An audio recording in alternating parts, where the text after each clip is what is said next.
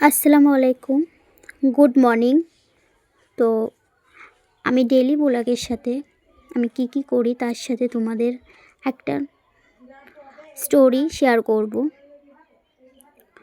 তো দেখো, তোমরা শোনো স্টোরিটা কেমন হয়। তো আজ থেকে শুরু করছি। তো বেশি কথা না বলে স্টোরিতে চলে যাই। গল্পের নাম চাঁদনি রাতের প্রতীক্ষা। পাখি প্রতিদিন সন্ধ্যায় নদীর ধারে বসে থাকে।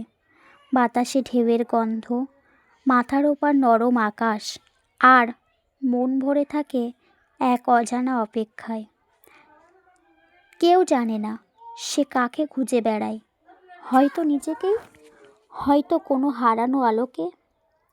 একদিন ঠিক এমন এক সন্ধ্যায় নদীর ওপার থেকে ভেসে এলো বাঁশির সুর, মেলাময়েম, শান্ত, যেন জলের ওপরে নেমে আসা চাঁদের আলো।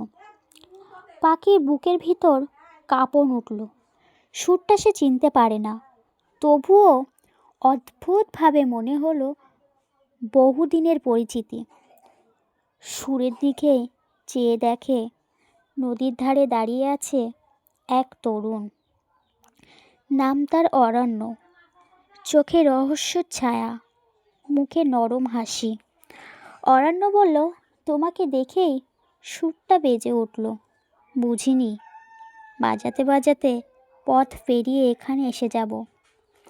পাখি হেসে মাথা নাড়ালো। তবে ফিরে যাও? তার প্রশ্নে দুষ্টুমি মিশানোর ভয়। অরণ্য মাথা নাড়ালো। ফেরার পথ কোথায়?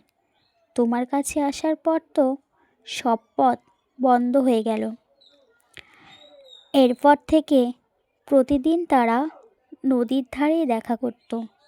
কখনো কখনো কোনো কথার দরকার হতো না। বাঁশির সুর আর পাখির নীরবতা মিশে এক অদ্ভুত ভাষা তৈরি করছিল। দিনগুলো ভেসে যাচ্ছিল, তবে তাদের মনের সময় থমকে ছিল ঠিক সেই প্রথম চাঁদনি রাতের মতো। একদিন প্রবল বৃষ্টি এলো, নদীর জল ফুলে উঠল। অরণ্য সেদিন আসেনি। পাখি ভিজে দাঁড়িয়ে রইল, জল হাওয়ার মাঝে কেবলই শোনার চেষ্টা। সেই বাঁশির সুরটা কি ফিরে আসবে? হঠাৎই দূর থেকেই ভেসে এলো দুর্বল কিন্তু স্পষ্ট একটা সুর। অরণ্য নদী পার হয়ে আসছিল, ভিজে, কাঁপতে কাঁপতে, কিন্তু চোখে একই আলো। পাখি ছুটে গেল তার দিকে। অরণ্য বলল, আজ না এলে সুরটা অভিমান করে চুপ মেরে থাকতো। পাখি হাতটা ধরে বলল, সুর নয়, আমি অভিমান করে চুপ মেরে থাকতাম। বৃষ্টির রাতে নদীর ধারে প্রথমবার অরণ্য পাখির হাত দুটো তুলে ধরল।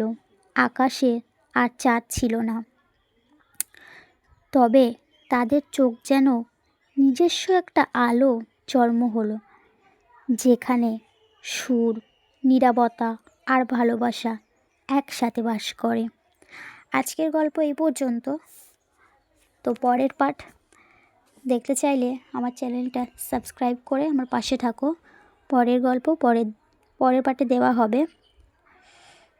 তো ধন্যবাদ। চাঁদনি রাতের প্রতীক্ষা পর্ব 2 কাল সকালে আসবে। তো যারা শুনতে চাইছো, দেখতে চাইছো, তারা আমার চ্যানেলটা সাবস্ক্রাইব করে আমার পাশে থাকো।